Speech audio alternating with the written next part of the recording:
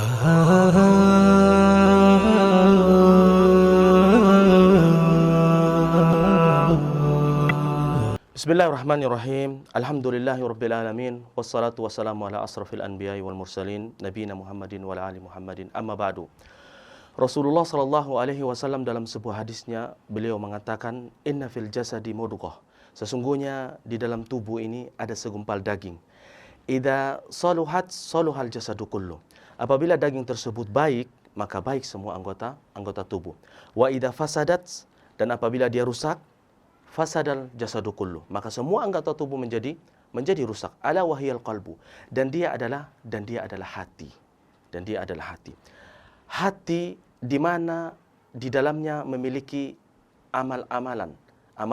Oleh karena itu para ulama sebagian mengarang buku dan mereka mengatakan bahwa a'malul qulub, amalan hati. Namun kita tidak berbicara tentang amalan hati yang disebutkan oleh para ulama. Akan tetapi pada kesempatan kali ini kita akan berbicara tentang bagaimana dengan satu amalan hati yang dikenal dengan niat bisa membawa orang itu masuk ke dalam surga. Oleh karena itu dikatakan oleh para ulama, an-niyatu tijaratul ulama. Niat itu adalah perdagangan oleh para ulama. Jadi mereka mendapatkan keuntungan disebabkan karena niat. Mari kita ambil satu kisah seorang wanita pelacur. Seorang wanita pelacur yang karena amalan hatinya ia bisa masuk ke dalam surga. Wanita pelacur ini pada suatu hari dia kehausan sehingga dia mencari air dan dia mendapatkan sebuah sumur. Kemudian sumur tersebut tidak memiliki tali, tidak memiliki ember, dan dia tidak tahu bagaimana cara lagi untuk mengambil air. Kemudian ia pun masuk ke dalam sumur tersebut dan dia pun minum dari air yang ada di dalam sumur tersebut. Kemudian wanita pelacur ini keluar dari sumur. Ketika dia keluar dari sumur, dia mendapatkan seekor anjing yang kehausan. Disebutkan bahwa wanita tersebut ketika melihat seekor anjing yang kehausan, hatinya terluka. Kemudian rasa ibanya membesar kepada seekor anjing tersebut. Kemudian timbullah kasih sayang. Semua itu dari mana? Dorongannya dari hati. Kemudian ia pun masuk ke dalam air sumur tersebut atau ke dalam sumur tersebut, dan dia buka sepatunya, dia ambil air sumur tersebut yang dimasukkan ke dalam sepatunya, kemudian dia keluar dan memberikan kepada seekor anjing tersebut. Oleh karena itu kata Ibnu Taimiyah, disebabkan hatinya yang terluka ketika melihat anjing kehausan, kasih sayangnya, ibanya, semua ini dorongannya dari hati.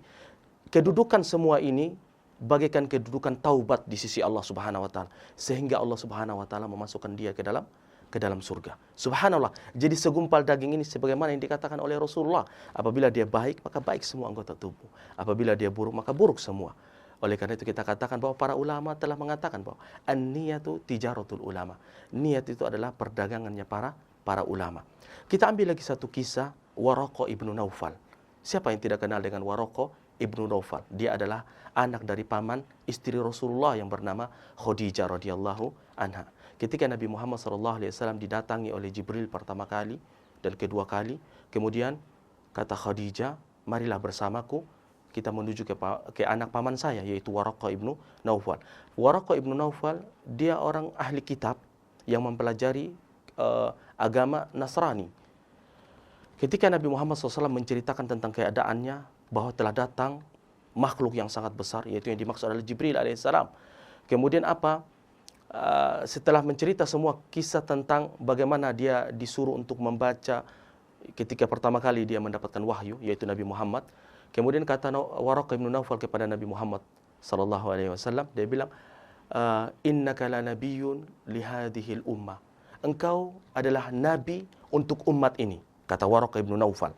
Kemudian dia katakan, ya laitani kuntu jaza.